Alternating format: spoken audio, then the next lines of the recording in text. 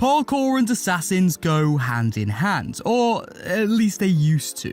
AC1 had intricate parkour that contained an entire vault system never once mentioned in the tutorial. The same parkour system was then refined throughout the Ezio trilogy until Assassin's Creed 3. The animations of AC3 were great, but the parkour mechanic itself was dumbed down, now catering towards a more cinematic feel, but sacrificing control and precision in the process. Then Unity rolls around and overhauls the parkour mechanic completely, now adding parkour up and down for ease of traversal, flashy animations, and an overall smoother experience. However, it wasn't smooth. It was janky and floaty. Goodbye absolute control, hello jumping in a general direction and hoping for the best. Then came the RPG trilogy parkour system. My oh my was it bad. So bad in fact that some people even avoided using it at all costs. It retains the lack of precision from its predecessors, but now does it in an even uglier way.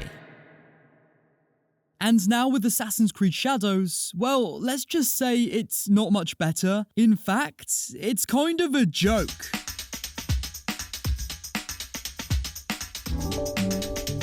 So Ubisoft have been marketing AC Shadows to have a more evolved parkour system than what they gave us over the last few years. Players can now do cool ninja flips and run really fast. And there's also a shinobi grapple hook to get to unclimbable places. So with all these sick new additions to parkour in Shadows, why do I call it a joke? Because these supposed parkour features are in reality just a slick way to mask what is still an absolutely bare bones gameplay mechanic that comes nowhere close to the heights of games almost 20 years old in the same series. Despite the parkour in Assassin's Creed Shadows looking and feeling slightly more bearable than Origins, Odyssey and Valhalla's mechanics, Shadows has fundamentally the exact same parkour mechanic. It's an animation-based system that gets you from point A to point B pretty instantaneously. To climb to the top of a building in AC Shadows, you'll push the thumbstick forwards and hold the A button for a few seconds to minutes depending on the size of said building, and boom, you're done.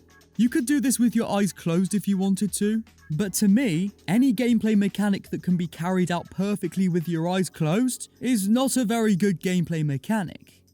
Let's take another look back at the parkour in the older Assassin's Creed games. AC Brotherhood, for example. To reach the top of this tower, I'm going to have to push the thumbstick up for a moment, but as you can see, I'll reach a point in which there is no handhold for Ezio to pull himself up to. So now I must skirt around the building to find my path upwards. This parkour mechanic forces me to actually engage with it. I sure as shit can't do it with my eyes closed. The parkour mechanics in these older AC games were not based on watching animations play out. Each movement was deliberate, precise, and real time. Taking a deeper look, let's continue to use the Shadows vs Brotherhood example, but now we're going to focus more on chaining actual parkour rather than climbing.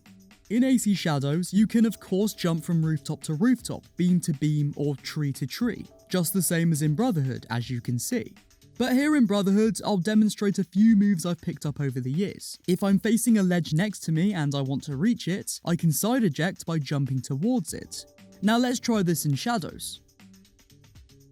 As you can see, there is a very obvious lack of precision here. I'm attempting the exact same move from Brotherhood, but now I either jump somewhere I didn't intend, or I jump to the ground altogether. Back ejecting is the same principle as side ejecting. In Brotherhood, I'll perform a leap backwards to reach another building or ledge. This works in Shadows a little better than side ejecting, but now I almost every time focuses on jumping to a lower ledge. Now let's use what we've learned and attempt a parkour run in Brotherhood and then Shadows. Then we'll compare the results.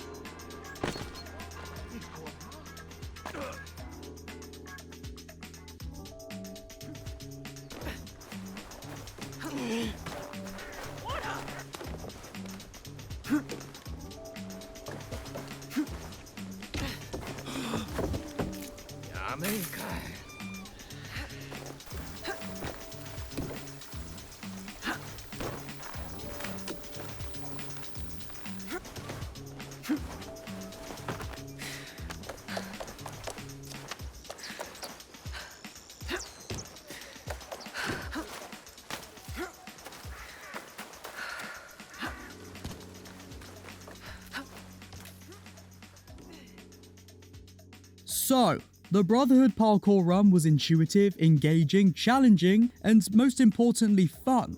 Shadows was awkward, unengaging, and most importantly, not fun. Another important thing to point out that lends to Assassin's Creed Shadows parkour feeling the way it does is the world design. Brotherhood's City of Rome was built with parkour in mind. This means buildings close together with connecting paths and ledges. For the most part in Brotherhood, you can traverse the entire city without touching the ground. AC Shadow's world is mostly flat, empty land, and the supposed cities or towns have spread out buildings that aren't built in a way that allows for engaging parkour. If the world was better equipped for parkour, then I'm sure the mechanic would feel much more fun and engaging to a certain extent. But of course, it would lack the fundamental aspects of parkour inherently by the design of such a dumbed-down gameplay mechanic. An example of good parkour world design alongside a bad parkour system is Assassin's Creed Mirage. Parkour in that game uses a more refined version of the RPG trilogy mechanic, but it feels more fluid and reactive purely by the design of Baghdad. It still doesn't hold a candle to the Ezio trilogy in regards to movement, but it's better. So yeah, overall Assassin's Creed Shadows parkour is a joke because it's developed in a way that punishes you if you try to make it fun. And the open world design doesn't cater for climbing and free running in any way whatsoever. It's a shame because parkour is a staple of the Assassin's Creed series. Well, I mean, clearly not anymore. It was, and I miss it, man. I've stuck to using Naoe's parkour gameplay over Yasuke's because the parkour for his character is even worse. He's incredibly slow and can't pull himself up onto certain ledges, and overall just feels awful to play as in every way apart from combat. I mean, I get that this was the idea because he's supposed to be a strong and brutish type of character, but apart from Yasuke's fairly cool story, playing as him has literally no redeeming qualities, especially when Naoe can do everything he can and more, but much better. But anyway, I'll save my criticism of his playstyle for the inevitable AC Shadows review and critique. I know some people will say in response to this video that they don't want to spend ages climbing and would rather get to their destination quicker, and that's fine, but then you clearly don't care for parkour in Assassin's Creed to start with. If you did, you'd know that parkour in AC isn't about the destination, it's about the journey. There is a large audience of newer Assassin's Creed players that enjoy the new games not for Assassins and Templars, not for parkour, but for a Warriors Across History game. And that's kind of what Assassin's Creed is now. If those players don't care for parkour, that's fine. But there are some of us that still play in the hopes that these once revolutionary gameplay mechanics will someday make a return. And if there is a parkour system in a new Assassin's Creed game, then it does indeed warrant critique.